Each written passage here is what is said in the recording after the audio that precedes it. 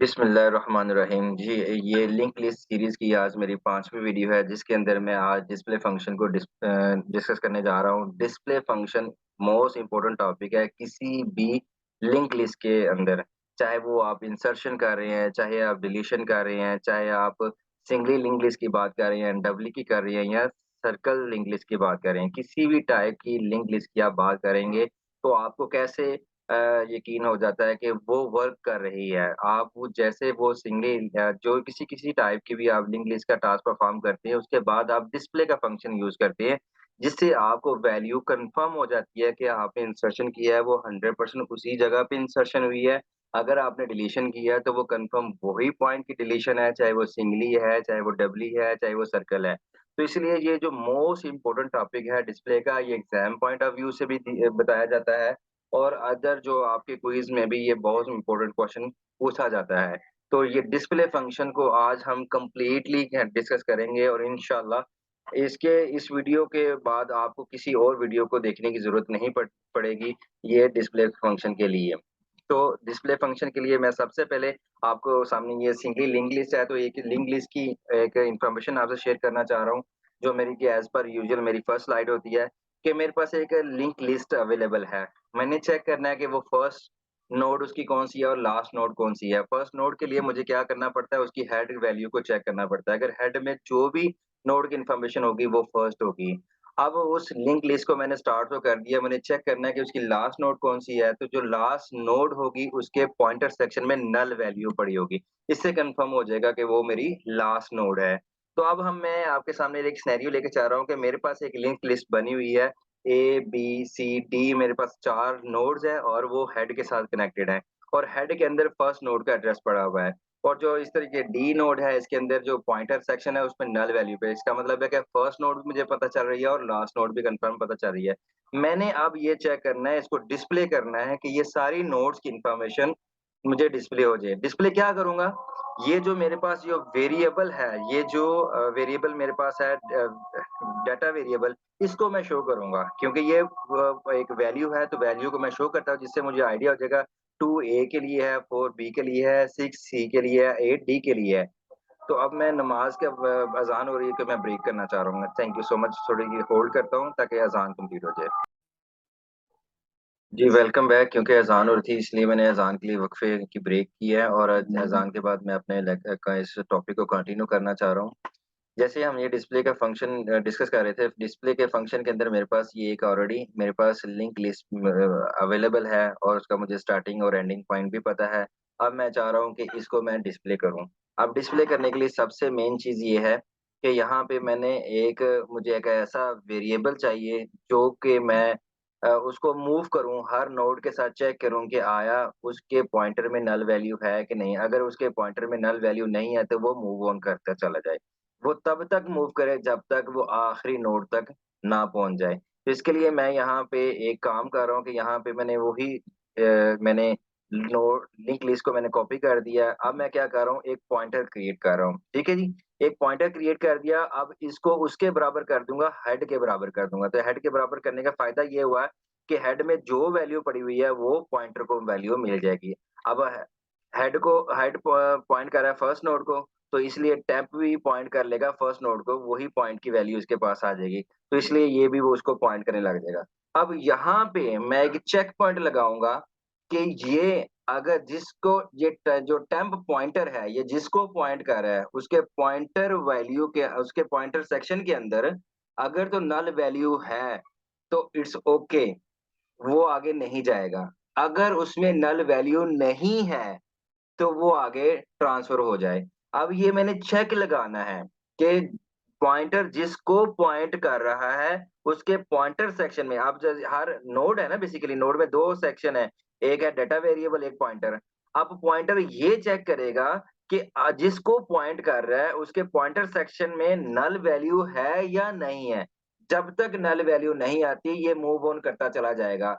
Null value क्यों ढूँढ रहा हूँ? क्योंकि मुझे स्टार्टिंग पॉइंट की तो वैल्यू पता चल गई है, वो मुझे हेड से मिल गई है। अब नल वैल्यू मुझे आखिरी पॉइंट होगा इसलिए मैं आखिरी पॉइंट तक जाना चाहता हूँ। तो मैं यहाँ पे एक काम करूँगा कि मैं चेक पॉइंट लगा रहा हूँ।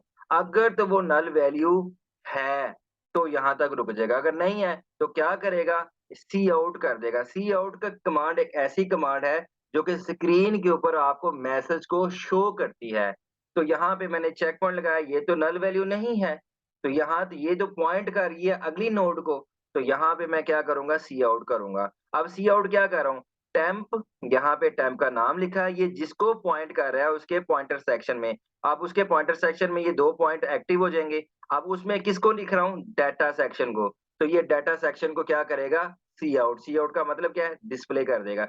जैसे ही वो सी आउट करेगा, फिर मैंने जाहिर बात है ये तो नल वैल्यू नहीं है, मैं इसको लेके जाना चाह रहा हूँ, तो मैं टेम्प में वो वाली वैल्यू रखवा दूंगा जो कि अभी जिस नोड को ये पॉइंट कर रहा है उस नोड के पॉइंटर में जो वैल्यू पड़ी है वो टेम्प की हो जाए। इसके लिए मुझे एक कमांड लिखनी पड़ती है, वो है टेम्प बराबर हो जाए किसके, टेम्प जिसको पॉइंट कर रहा है उसके पॉइंटर वैल्यू के बराबर। टेम्प जिसको पॉइंट कर रहा है, अब वो पॉइंट कर रहा है ए को, अब उसके पॉइंटर सेक्शन में जो वैल्यू है वो टेम्प को दे दी जाए, इसलिए टेम्प के बराबर तभी होगा ना। तो इसलिए ये मैं ये लाइन लिखूंगा, टेम्प बराबर हो जाए टेम्प जिसको पॉइंट कर रहा है, दिस सेक्शन, ये जो सिंबल है इससे ये होगा, ये दोनों सेक्शन एंटर हो जाते हैं। अगर मैं ये लिखता तो ये 2 के वैल्यू बराबर हो जाता, तो ये तो पॉइंटर है, ये तो डाटा स्टोर नहीं कर सकता, ये तो आगे किसी दूसरी नोड की इंफॉर्मेशन को सेव करता है। तो यहाँ पे मैं इसके बराबर कर दूंगा, जैसे ही बराबर करूंगा, अब टेम्प किसके बराबर हो गया, बी के। जैसे ये बी के बराबर होगा तो ये पॉइंट करने लग जाएगा सेकंड नोड को। अब सेकंड नोड को वही चेक पॉइंट लगेगा, जैसे चेक पॉइंट मैंने यहाँ लिखा है कि सी आउट कर दो जी इसका मुझे डाटा सेक्शन, तो डाटा सेक्शन के लिए मैं लिखूंगा सी आउट, टेम्प जिसको पॉइंट कर रहा है उसका डाटा सेक्शन मुझे डिस्प्ले करवा दो। अब वो डिस्प्ले क्या हो जाएगा, 4 वैल्यू।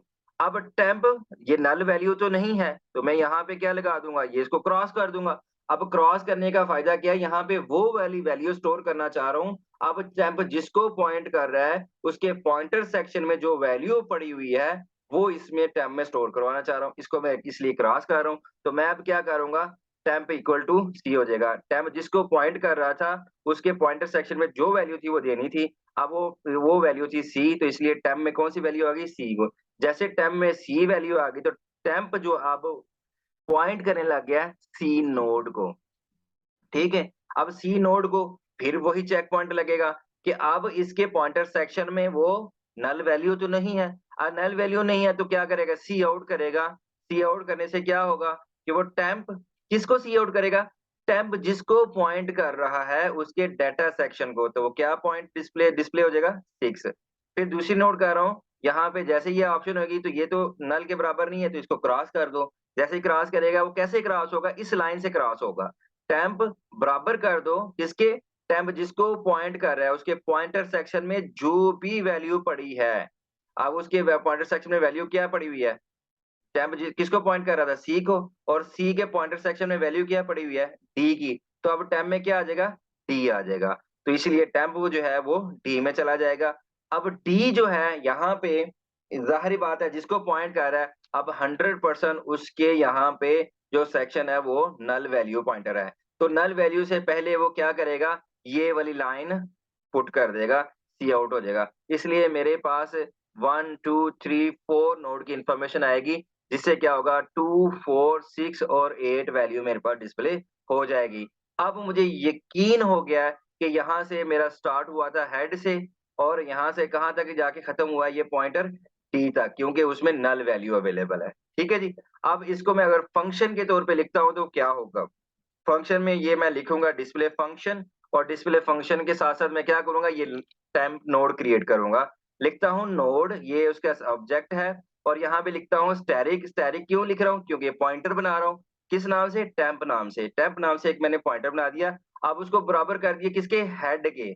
अब क्या होगा, टेम्प तो खाली क्रिएट हुआ था, मैंने खाली क्रिएट नहीं करना था, मैंने उसके अंदर हेड की वैल्यू रख दी। हेड में जो वैल्यू है वो अब टेम्प की वैल्यू भी बन जाएगी, जिसका मतलब है हेड की जो वैल्यू है वो कॉपी होके टेम्प को दे दी गई है। तो इससे क्या होगा, टेम्प एक क्रिएट हुआ यहाँ तक, और वो उसको बराबर करना है हेड के, तो हेड की वैल्यू यहाँ से ए यहाँ पे कॉपी होगी। हेड जिसको पॉइंट कर रहा था, अब टेम्प भी उसको पॉइंट कर रहा है। हेड तो पहली नोड को पॉइंट कर रहा था, अब टेम्प भी पहली नोड को पॉइंट करना स्टार्ट हो गया है। तो अब मैंने इससे क्या करना है, मैंने चेक करना था कि मैंने तो ये पहली नोड को पता चल गया, पहली नोड को मैं पहले डिस्प्ले करवाऊंगा। अब डिस्प्ले करवाने से पहले मुझे चेक लगाना है, मैंने चेक करना है कि ये नोड आखिरी तो नहीं है। आखिरी नोड की निशानी क्या है कि यहाँ पे उसके पॉइंटर सेक्शन में नल वैल्यू होती है। तो इसके लिए मुझे एक कंडीशन लगानी पड़ेगी। वो कंडीशन क्या है? टेम्प जब तक नल ना हो जाए, यहाँ पे जो टेम्प है, जो उसका पॉइंटर सेक्शन है, जब तक वो नल ना हो जाए, नल ना हो जाए तब तक वो चले। ठीक है जी? तो यहाँ पे मैंने ये एक कंडीशन लिख दी। अब मुझे कब तक नल ना हो जाए इसकी तो कंडीशन नहीं पता कि वो पहली नोड के बाद नल होती है, सेकंड के बाद होती है, थर्ड के बाद, 4 या 100 के बाद नल होती है। तो मुझे उसका आइडिया नहीं है, इसलिए मैंने व्हाइल लूप लिखा। ये कैपिटल डब्ल्यू लिखा गया है, ये माय मिस्टेक है, तो इसको आपने, क्योंकि C plus plus case sensitive language है, तो आपने इसने स्मॉल में ही लिखना है। ठीक है जी? तो यहाँ पे आपको एरर आएगा, तो प्लीज जब आप ये कॉपी कर रहे होंगे टेक्स्ट को, तो आपने यहाँ पे व्हाइल का डब्ल्यू स्मॉल में लिखना है। तो यहाँ पे जब तक नल ना हो जाए, तो तब तक ये लूप चले। तो ये कंडीशन तो आ गई। अब जैसे कंडीशन आई तो क्या करूंगा? सी आउट करूंगा। सी आउट का आपको पता है, सी आउट का ये मतलब है कि स्क्रीन के ऊपर मैसेज को डिस्प्ले करवा देना। अब वो डिस्प्ले किसको करवाएगा? क्योंकि वेरिएबल डाटा को ही डिस्प्ले किया करवाया जा सकता है। ठीक है? तो यहाँ पे मैं क्या करूंगा? टेम्प जिसको पॉइंट कर रहा है उसके डाटा सेक्शन को डिस्प्ले करवा दो। अब मैं दोबारा ये सी आउट का ये सिंबल दिया हुआ है, क्योंकि मैं इकट्ठी वैल्यू को नहीं करना चाह रहा था, मैंने एक स्पेस दी है। तो स्पेस के लिए मैंने इन्वर्टेड कोमा आगे अंदर स्पेस डाल दी। तो इससे क्या होगा, एक स्पेस, जैसे ये डाटा की वैल्यू 2 होगी उसके बाद स्पेस क्रिएट हो जाएगी। ठीक है? फिर उसके बाद जो भी वैल्यू आ जाएगी फर्दर फर्दर स्पेस क्रिएट होती चली जाएगी।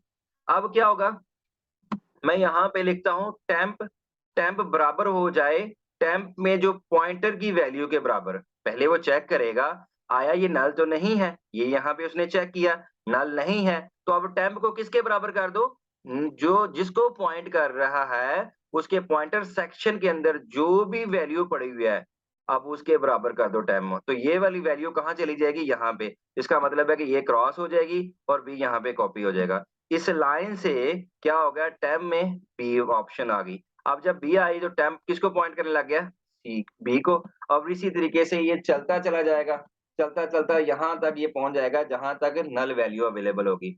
तो ये नल वैल्यू के साथ ये क्या होगा, डिस्प्ले मैसेज हो जाएगा। Thank you so much for my watching display function link list video. अगर आप मेरी मजीद वीडियो को देखना चाहते हैं तो प्लीज मैं इस वीडियो को सब्सक्राइब करें, शेयर करें, लाइक करें और कमेंट्स करें। Thank you so much.